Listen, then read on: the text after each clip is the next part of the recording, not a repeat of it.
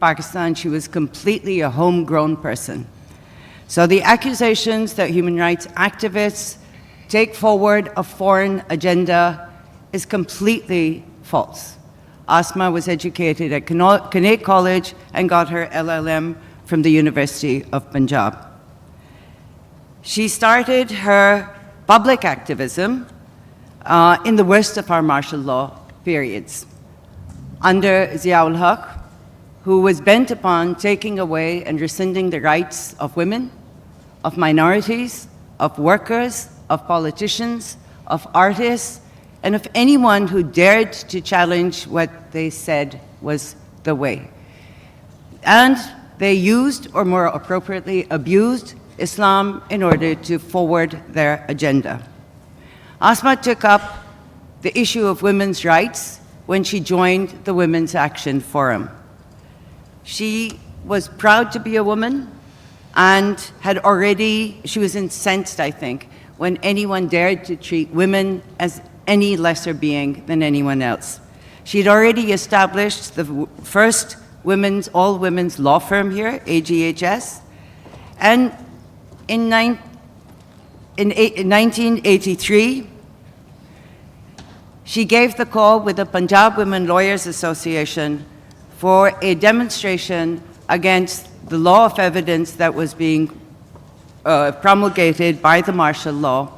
12th February today is Pakistan Women's Day. She also went on to become the first woman president of the Supreme Court Bar Association. But I think Asma knew very early on that you cannot have women's rights. They cannot be achieved in an environment that does not believe in and take forward human rights for all. And as she was passionately opposed to any deviations from any democratic processes and to military rule, she was as equally passionate and an ardent promoter of the rule of law. And so she formed the Human Rights Commission of Pakistan for all rights of all people here. And that has played a leading role in the human rights movement in Pakistan. Then, knowing that perhaps some of the issues could not be handled at the national level and within boundaries, she set up the South Asia Forum for Human Rights, knowing that Asia Pacific is the only region in the world that does not have an international human rights mechanism to take up violations. And she always acted on her convictions. And in 1983, she was imprisoned for demanding a return to democracy and the end of military rule. And then in 2007, when we had the imposition of emergency, again, Asma was put under house arrest as a preemptive order. And I happened not to be picked up that day. Many faces here I can see were. So I was following the vans that were taking our friends from one place to the other. And we stopped in front of Asma's house. I'm not really sure, but perhaps it was because Ayat Aman Saab was also put under house arrest there. And in the seconds that I was there, I jumped out of the car, and who comes to the gate? Oh, flings open the gate and starts her slogans, Asma. Asma could not resist speaking out. And she expanded our understanding of human rights, not just in Pakistan, but throughout the world. She was the UN Special Rapporteur for extrajudicial killings, and one of the things I loved was she said all so-called honor killings in Pakistan and elsewhere are part of extrajudicial killings. Then she was the Special Rapporteur on freedom of religion and belief, and she was the serving Special Rapporteur on the situation of human rights in Iran when she passed away. She also served on various UN committees inquiring into human rights violations in other countries, such as Sri Lanka and the settlements in Israel. So my friends, the canvas we have to fill to keep Asma alive is huge. You know, in Mexico has the greatest, the widest variety of peppers. And their peppers range from huge peppers, white and purple, which taste like vegetables, to this tiny little pepper, which is bright red and called dinamito. And to me, In many ways, I feel that Asma was that dynamite, a small package with a huge impact whose flavor also permeated so many of our lives. We have here a wonderful panel to discuss how do we ensure that Asma stays alive. We have Rehman Saab, who it's embarrassing to introduce because he's so well known, a luminary of the human rights movement and community in Pakistan, a peace activist, a doyen of the journalist community here, and known for his incisive and insightful writings, and someone who Asma herself said was her mentor, Rehman Saab. We have Seema Iftikhar, one of Asma's oldest friends, inseparable since their school days in the convent of Mary and Jesus and Mary, sorry. A friendship that lasted throughout their lives, including on the different pathways that they took.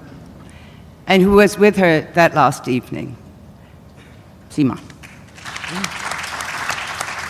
Gul Rukh Rahman, who is an educator and a principal of one of Lahore Grammar School's branches. Less known is that she is the G in AGHS and that she received the Mansoor Qadir Gold Medal for Legal Studies. Gul Rukh. And lastly, certainly not last, the face of the future. Nida Ali is a protege of Asma, who absolutely loved to engage with and inspired so many young people. Nida went seeking for an internship and was immediately taken on by Asma as her research assistant for her UN rapporteurship. Today, Nida is the executive director of the AGHS Legal Aid Cell dedicated to ensuring that Asma lives. Welcome, everyone. Seema, I'm going to start with you. Asma became known as being fearless in speaking truth to power. Yeah. She had an innate, ingrained, Yes. sense of injustice. And she was never quiet about it. She would immediately launch into. So the question is, was she always so quick-witted and nimble-footed and speaking? She always was, even in our school days. And she never, ever, let's say forget about it, Asma, let's forget about it. No, we cannot forget about it. We have to confront someone. And so she was very confrontational, but she was also, she had a anger in her. Ek gussa tha, she channeled it very well because it became a plus point. It became her strength. And she always had this, she could not take anything lying down. I mean, she would not, she could not. She had to stand up and say the right thing, or what she thought was the right thing. Examples? Oh, forget. She used to, the funniest thing was that once we had this art teacher who was quite awful, and so she hit Asma. This is, I'm talking about 50 years ago. So she hit Asma and Asma hit her back. I mean, like, I could believe it. She just hit her back. I thought this is the end of the world as we know it. I wanted to run out of the class. But that, she knew how to treat that bully of a woman. Good. In the end, Asma was known as one of the most famous human rights lawyers and activists. So was this always her ambition? I know you've been with her for a long time. Did she want to always get into the law? What do you remember? Well, I don't think she wanted to get into law. I certainly did. And when I met Asma in Canet College, she already had a legendary, infamous incident, which was that she had taken the anti-Ayub Khan demonstrators right to the gates of Canet College and climbed up on the gate. She would have opened the gates had Miss Mangatrai not been standing on the other side. But she had to face the consequences. She was held back for a year. And that is how fate destined that she be with me in college.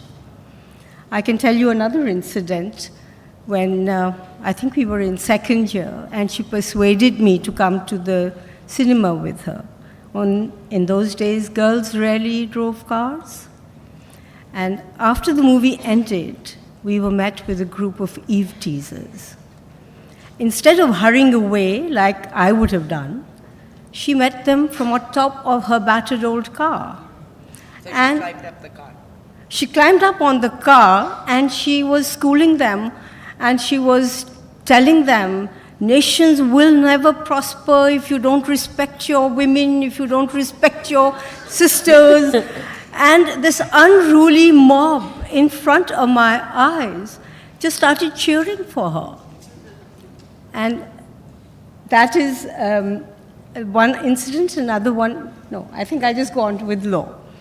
When I got married, but I went on to law college, which had been my ambition. And to my amazement, one of the case laws that we were studying was Asma Jilani versus a state. And that really struck a chord with me, and I said, Asma, why don't you join law college with me? And she never really joined college. But she and I would sit and study at home, and I would share whatever I learned from the greats in Punjab University Law College, and that is how we did our LLB together, and later formed the first women law firm, AGHS, which is Asma, Gul Rukh, Hina, and Shelazia. And Hina would follow you around. Yes, she would. So Asma, of course, never lost the habit of climbing onto gates, because I remember on the 12th February, as we were overwhelmed by the number of police and policewomen, finally when we broke through and got onto the mall, running skelter as we ran down the mall, various funny incidences, which I will not get into right now, but I ended up on this side of the road in front of the High Court. And guess who was on top of the gate on the other side, waving to us and saying, come on this side, come and break the barrier, was Asma. Rehman Sahab, as one of her oldest associates, what was the vision that drove Asma to this enormous canvas of activism, from the local to the international, the multiple theaters that she engaged in, the multiple issues she took up, which were women's issues, bonded labor, you name it, Christians, whatever. What drove her? What would you say? Thank you very much. You see, before Asma, there was some awareness of human rights in Pakistan, a little bit of assertion of human rights also. Asma's contribution to that movement was that she lifted to the level of activism. That is, you are aware of your human rights and you assert your human rights, but also you work for the rights of the other people. The second thing about her is that there was no difference between her private life and public face. It's very difficult for a middle class person to practice human rights. But there was no contradiction, no conflict. She was in private life as devoted to human rights as a public face. And thirdly, the most important thing is perhaps that she spoke for people. She gave voice to the people's aspirations, their care, concerns, their yearnings.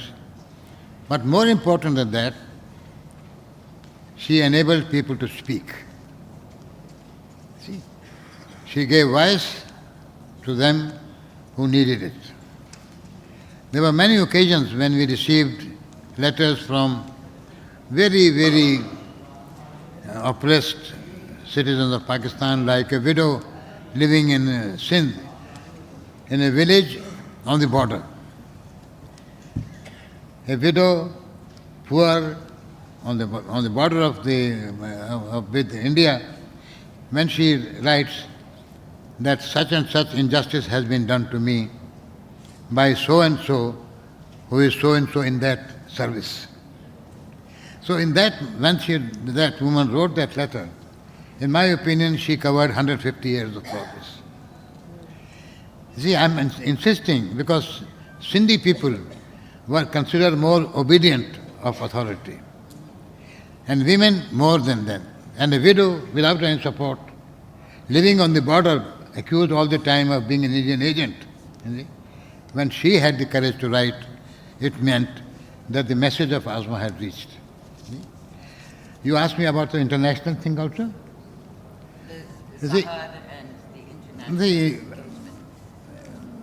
At the international level, I can assure you that she won laurels in Latin America. Her report on Brazil was appreciated by the United Nations.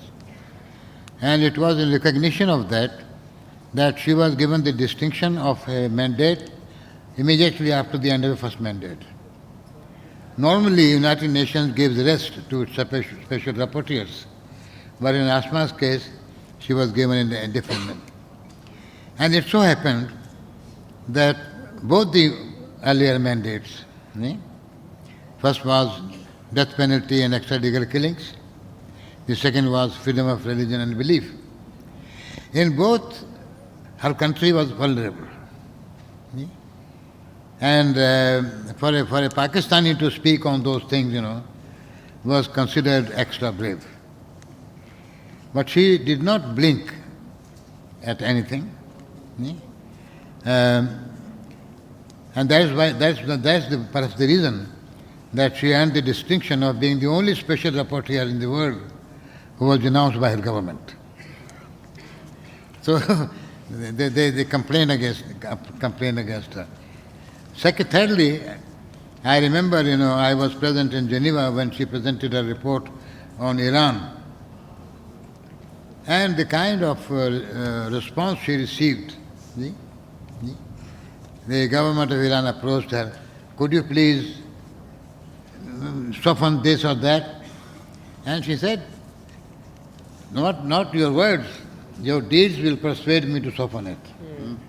If you accept the responsibility, then you can. That was the high mark of respect that as a special rapporteur she enjoyed. And I think she raised Pakistan's name in many other corners of the world where it was not known. Rehman Sahab, what about SAHAR, the South Asia Human Rights Forum? There are so many things that you can... Because I think peace and friendly relationships first of all, she was concerned with Pakistan, but she was a very strong regionalist. And she believed that many things that Pakistan and India could not discuss at bilateral level, they will be shamed into discussing at the regional level. So for that reason, she took part in several regional initiatives, including, she was also, I was also with her, when we founded the Forum Asia, which restricts 11 countries, from Afghanistan to Indonesia. But then finally she decided that something should be done on South Asian basis. And she founded the South Asians for Human Rights, and it was her personality that the inaugural founding session in Delhi keynote address was given by Amartya Sen, and the guest of honor was Mary Robinson. Yep, thank you. I think Asma was quite amazing, and as Rehman says, really, I had the honor of being a special rapporteur. When I got there, somebody once said to me, Philip Elston, who had been with Asma and I only overlapped for a few months in the mandates, but one of the people turned around at some point said to me, what does Pakistan do? Pakistan has such a bad reputation, and then it produces rapporteurs like Asma and then Hina and you. Now, what on earth is it that this country has that produces women like this, but has this kind of reputation? But Asma took up women's issues, and at the Gul and at the Janaza, I came across 5, 6 women, I think. I had never seen them before in my life. They had come from different cities of Pakistan, and they all said to me that they had come there because without Asma, they would not have been alive. I would not have lived, my child would not have survived, I was lying in a ditch, and it touched me enormously. And that is the work that AGHS has done all these years. And cases, of course, went to Asma when people had no hopes anywhere else, when they felt the case was so difficult and nobody was willing to take it up. In the end, the last resort was always Asma. And Nida has been with her in AGHS and is now taking on the mantle. So tell us how it was like. What was it like to work for her? What inspired her? And a little about the work that you're doing. Well, Asma had a very strong sense of right and wrong. It was, while an average person would not do anything about it, but she had this inherent need to set things right. I mean, she could not let an injustice go, as far as I knew her. I joined her in 1997, and like you said, I went to intern, and she hired me, and the next hour, we were outside Governor's house, chanting slogans against bonded labor. And we were chanting slogans, and we had this huge rally there, and the next day, my picture in the newspaper, my parents saw, and they were shocked. As far as they knew, I had gone for an interview. And then, since then, there was no stopping us. And it was a passion to work with her, like the rest of the team. It really became a passion because she inspired us so much. The first thing that really amazed me about her was her sense of humor and her sharp wit. And I saw that each and every case really, really moved her, yet she never lost that humor and that wit, And I saw years of her fighting case after case of injustice, and these were the cases really that nobody else was willing to touch. Nobody would go near these cases just for the risk element, but Asma took them on. Whether it was And whether it was that Seema Wahid case for, right to choose your own partner in marriage, or whether she was being manhandled because of a marathon, or, Hibbia's case where whole team was attacked, nothing deterred her. And, we fed on her fearlessness. We fed on that because she was our inspiration, so we wanted to emulate her. Well, some of these cases hit the headlines and people found about these cases, but there were thousands of other women, children, each a single story of misery and victimization which she took on. And these are the cases that made her the Asma she was. And till today, even after she's gone, AGHS is open. People still come knocking to us. Whoever needs justice just comes to us because they know there is her legacy which is continuing. And after that, the most important thing about her was that she believed in building a team. There was a family beyond her own family, and that was us. Not only did she train us, but she invested in us so personally. She was a very generous person by nature. She touched us at a personal note, in our personal lives in such a way that now, we find, we feel that we have an entitlement over her more than her family, and we feel that, she really belonged to us. And it is kind of a moral obligation for us to keep her legacy going, because you see the whole team, and when I speak, it's not me, I'm speaking on behalf of AGHS. After she passed away, and it is so difficult for us to even say these words that she passed away, but not a single person at AGHS has left. And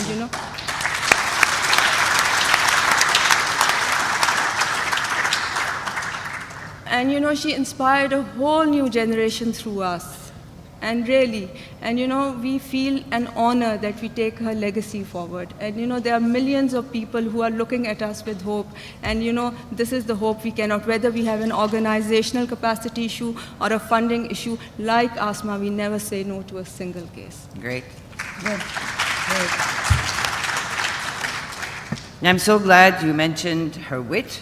She was very, very funny. Very funny. And she was completely irreverent and insisted on shocking. She said that was the way that you got through to people. And so two little incidences. One was cigarette smoking, and I don't remember women smoking cigarettes. We were in AGHS, we were having a meeting on bringing about a civil uniform family law for all Pakistanis.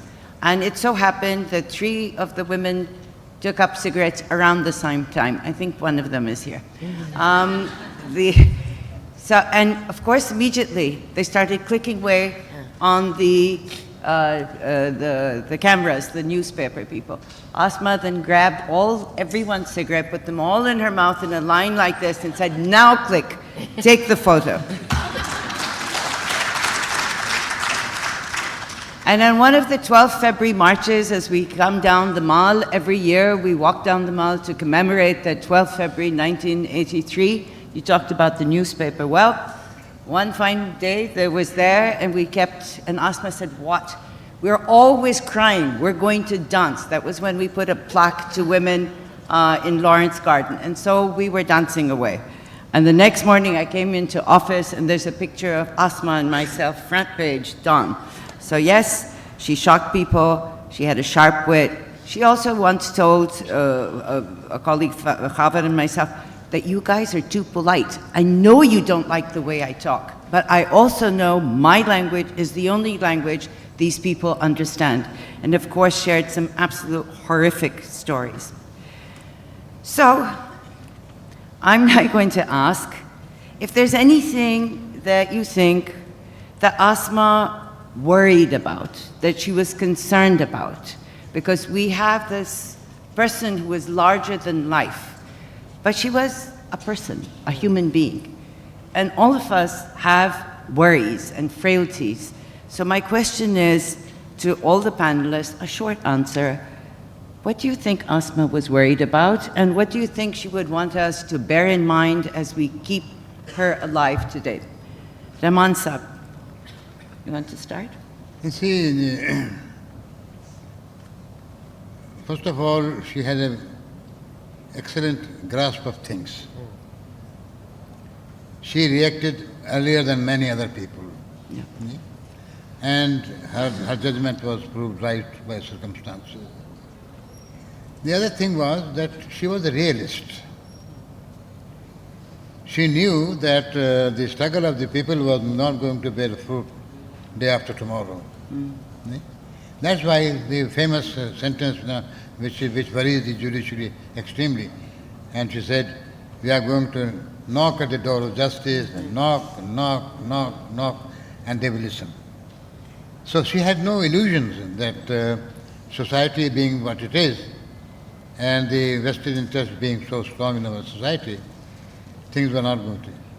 But what was clear from the very beginning was that there is going to be no compromise with injustice.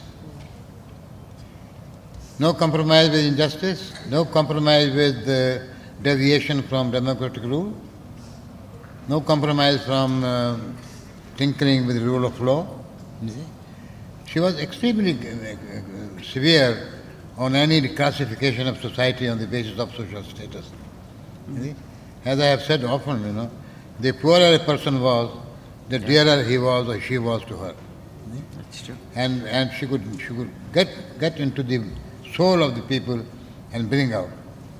Also, she was an extremely strict disciplinarian. I know from my experience in HRCP, she never forgave a serious blunder. No compromises with integrity. I saw her discarding her closest friends, just like that. Just like that. So that was 2 or 3 points on which she said, no compromise. She avoided getting into a fruitless argumentation. She won't argue. She says, okay, you go ahead. But she will make it clear that she doesn't understand. And she was not afraid of being labeled this or that. Yeah? Her courage, I cannot describe, because I saw her 15 minutes after 2 persons had come to her house, with rope and knife and this and that. And I have never seen a person more composed in that situation. You see? And she said to me, I was the target. But they said in a tone which doesn't betray any sense of defeat. No. In the last phase of her life, I am very sad that the threats to her were so grave and so severe that she had to take precautions. Her life became slightly more regulated. And we persuaded her to take care of herself. But so far as the convictions were concerned, also you know it better than I do that she had no love for idlers. Yeah. Her friends also, she valued them by the hard work they had put in to achieve distinction. And she praised them and loved them for doing all those things. So Seema, So, what was the activist. hard work you put in? Activist. I have seen her sleeping on an airplane and then getting up immediately, opening the computer and starting doing her work. No, that she was a workaholic, as they say. She was a workaholic, but she had the amazing ability to be able to sleep like standing on one leg. I mean, you look and Asma's asleep. How can you sleep like a baby in 1 second? It was an amazing accomplishment on her part. Well, I know how can we make it. Asma's ideals and Asma's principles is what is going to take her legacy forward. But worries? Did she have any worries? Any She concerns had- that we she- should be worried She about? was fearless. She was quite fearless. I think she worried, if at all, her vulnerability was visible, it was about her children. She worried about her children. She worried about young people. She worried about my children. She worried about people that she was, associated with. She worried about their futures. I mean, it was all in the same bag. She never made a distinction between, the people she was fighting for in the courts and the people she was, counseling in our homes. She always stood up and always inspired.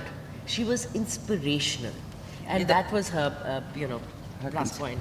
Nida, you were one of those who worked with her. What did she inspire you? You said, and was she worried about you guys?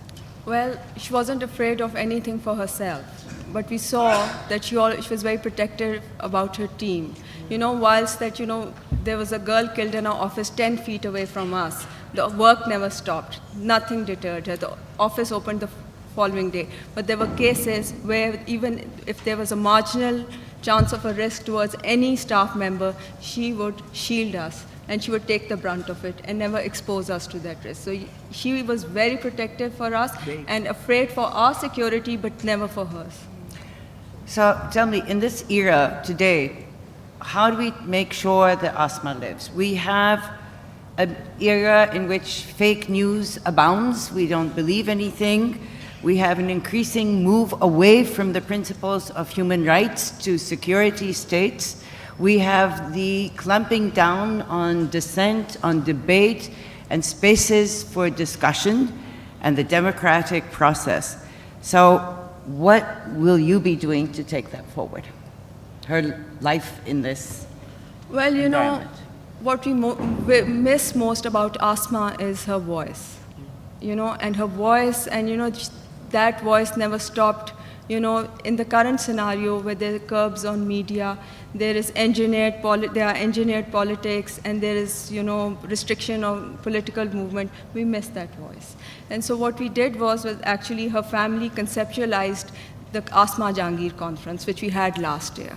And that was actually that forum that we provided people, that we understand that not one person can replace that voice. So about thousands of people came together and used that space and that, for an open debate, where they were not allowed to say anything, to talk on TV, or, under her name and under her umbrella, people came and they spoke about their views, and, on one platform, we had all the political parties. There was Bilawal Bhutto, there was PMLN, there was all the parties sitting on one stage and sharing their views in good humor, and that could have only happened with Asma.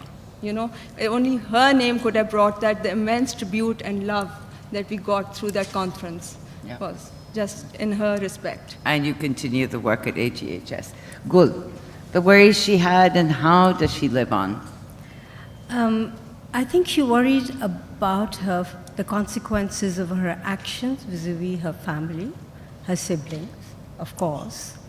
And I recall one incident in which she briefly came over to see me, 5 minutes, and she said, "Quickly tell me, Gul, the way I've lived my life, has it been wrong or right?"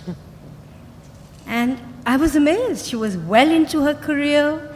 She was already an international icon. And I said, "Asma, it couldn't have been more right. Look at you. You're the conscience of this country. You're the hero of our youth. You're the guardian that women invoke, and they don't know you. If anyone dare to transgress upon their rights, they will say to their men, हम आसमा को बता देंगे, हम आसमा के दफ्तर चले जाएंगे." Amazing. She was very pleased to hear that.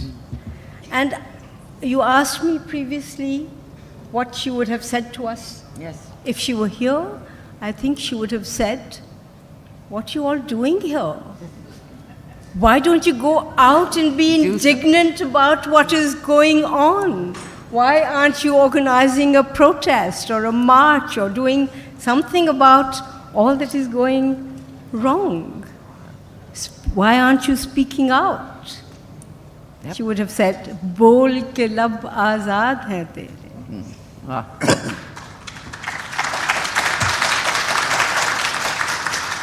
Rahman साहब, in these difficult times of ours, ये मुश्किल वक्त जो हैं, उसमें आसमा कैसे जिंदा रहेगी हमारे दिलों में, हमारे जिंदगियों में? इस वक्त में आसमा कैसे जिंदा रहेगी? देखिए, इस वक्त में तो ज़िंदा रहने के इम्कानात हमारे माशरा प्रोवाइड करता रहेगा। हमारा जो निज़ाम है वो प्रोवाइड करता रहेगा। और दूसरी बात ये है कि ज़िम्मेदारी उन लोगों की है जिन्होंने आसमा के साथ काम किया। देखिए, Asma had a tremendous capacity to inspire people. जो उसके साथ जुड़ जाता था तो वो किसी से एक तरह से कुंदन हो जाता था। अब जो लोग उनके साथ जुड़े हुए थे, उनके साथ काम करते थे, is for them to carry the torch forward. जहाँ तक तस्वुरात का ताल्लुक़ है, वो तो जो आपने पाकिस्तानी मफलूकुल हाल लोगों की, मजबूर लोगों की, ऑप्रेस लोगों की, गरीब गुरबा की आदत में फ़र्क डाल दिया आसमा ने, वो ख़त्म नहीं हो सकता। तो वो जो I think in spite of human rights becoming fashionable and dictators becoming the best champions of human rights, nobody is deceived by that. So the work of Asma will be realized with more and more with time. In fact, we today are not in a position. You see, when she was amongst us, we thought of her as one of us. See?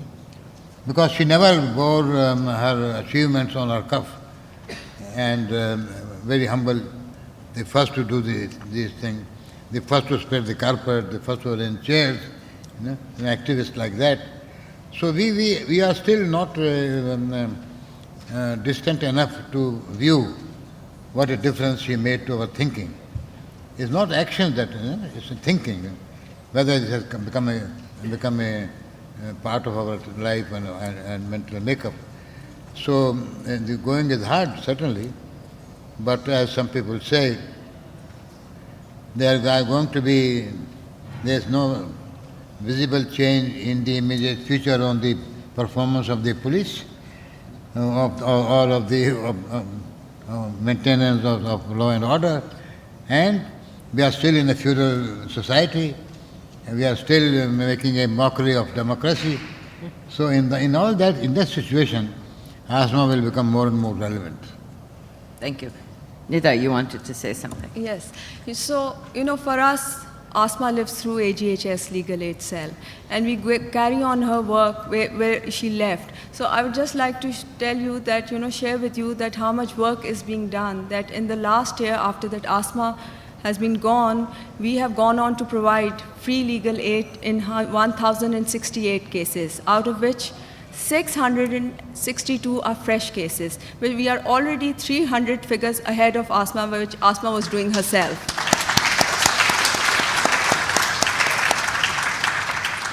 So, and then there is another project which is legal awareness and women empowerment. In Asma's life, we had about 25,000 beneficiaries, and now we've doubled them almost. Good for you. So, I mean, we have doubled the commitment, and there is so much gratification. The legacy she has left us, that we carry on her work. And these numbers may seem like just figures, but each number is one person who is suffering a bad marriage, or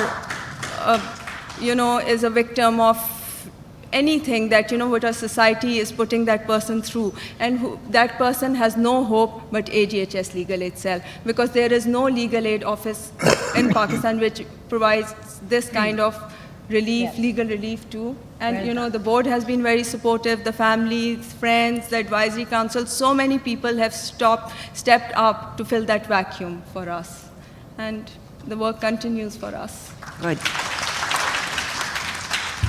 So I just want to relate one incident which I love, because it, to me, epitomizes Asma's quick thinking, her immediate reaction, and her funniness. So there was a period where every year there was one woman's case that became the key focus of all our work. This was the case of Humaira Butt. But I was sitting in my office working when I suddenly get a call from Asma.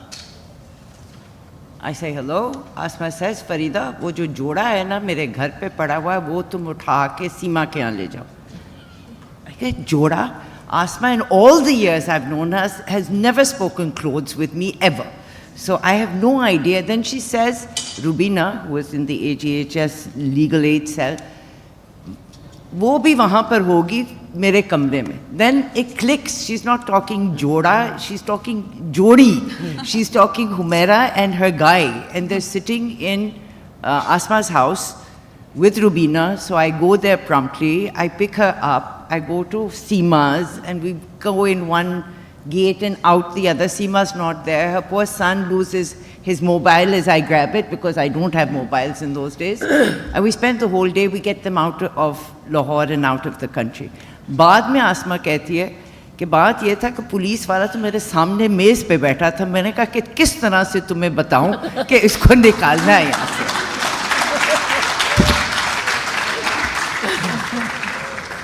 So we have 5 minutes, 6 minutes. I would like to open to the floor if you have questions or comments. किसी को कुछ कहना है? Yes? कोई mic है?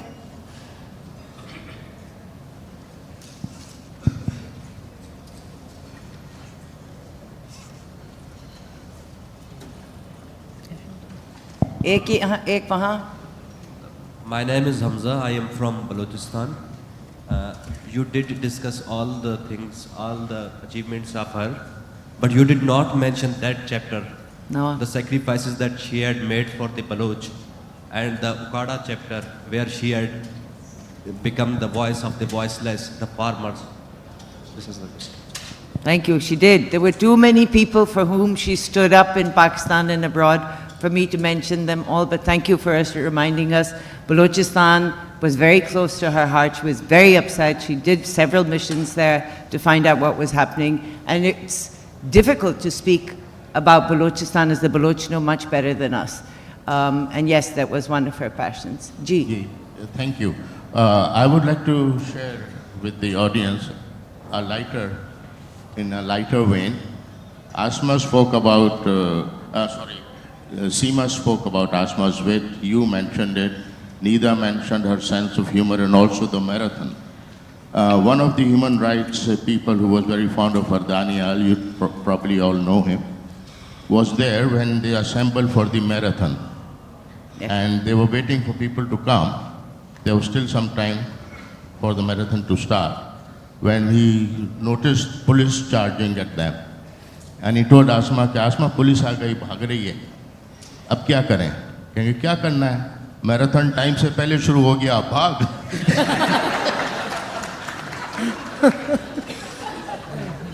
Thank you. Is there someone else or a comment or... Sorry, I'm getting the light.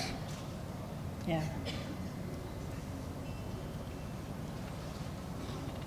Okay, I'm Victoria from London, and you've talked so much about Asma's work in Pakistan, obviously, and the respect that the international community had for her. I just want to share a little personal reminiscence, which was my daughter had a friend she was at university with, and she was wanting to study human rights and law and everything, and she'd spent a little bit of time in Karachi and she wanted to come back. And I emailed Asma and I said, you know, I've got this friend of my daughter's and she's very keen to come to Lahore and experience working, you know, in a human rights law firm. And there was not one instant of delay when Asma immediately said, she must come and work with us in AGHS. And without sort of answering the question that I was going to next ask, is where do you think she can stay? And she said, oh, of course, and she can come and live with us. And so I think the ripple effect of her kindness and her desire, as you were saying, of the younger generation to pass on the mantle of everything she believed in, wasn't just in Pakistan, but it's worldwide. And that young lady's never forgotten that time she spent with Asma. One last comment? No? Okay. So, do any of... Yes? Go ahead. Yahan par. Mike?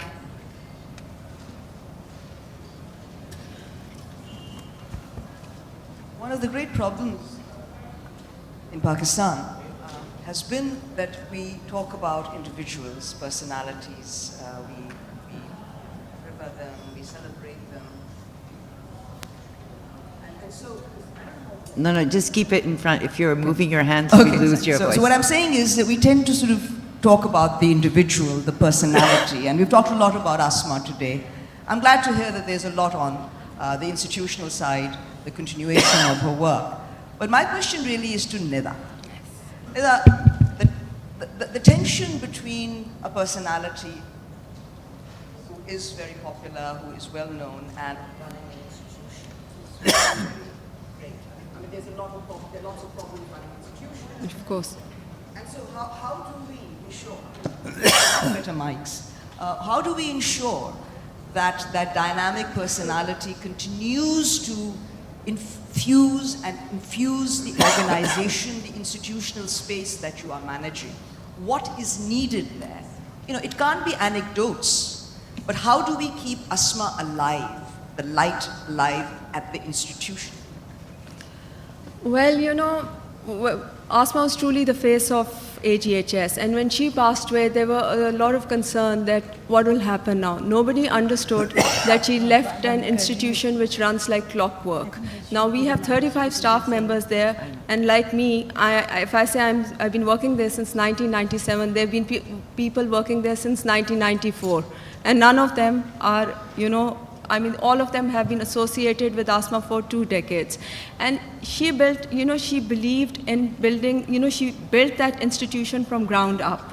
And she invested in us. And we are trained to carry that work forward. Obviously, we are too small to fill her shoes, and not one person can do that. And that's why I said it's taking a lot of other people and well-wishers to join us, to support us, and to take the work forward. And, you know, just the fact that we've gone on and produced more numbers shows that she left a very well-built institution in place, you know. What about the Asma Foundation? Is that sort of going to... Yes, of course, and Asma Jahangir Foundation is still being registered. Well, you know, I think Munize can talk better about it. Where's Melissa? Ah, there's. Not only Asma Jahangir Foundation, but ये आपका वो बंद हो गया। हाँ, अब ठीक है। but Human Rights Commission of Pakistan also is trying to build up on her work for democracy and rule of law.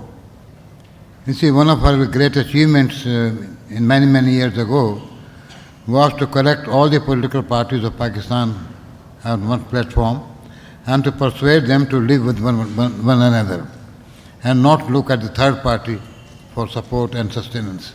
That was her contribution in 1995. Then, later on, we were thinking, she was thinking of building up again, because and Human Rights Commission of Pakistan is planning a similar convention of politicians of Pakistan to continue the work of democratization. Thank you. I think we're probably out of time. I think, Aisha, your question is valid. But we all live in Pakistan, and we all in Pakistan have problems making sure institutions survive founding members, that things become institutionalized. But I think in that case, the AGHS legal aid shows you they have continued, they've increased the work. And HRCP is also trying to take forward another part.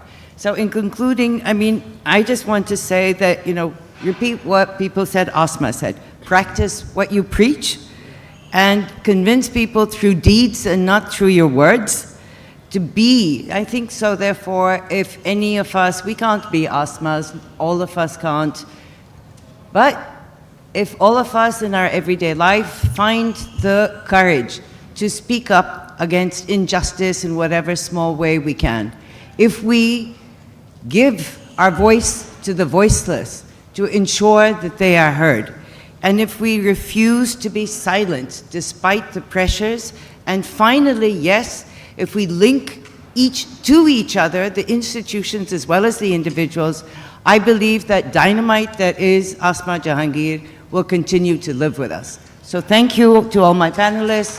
Thank you to the audience. Great.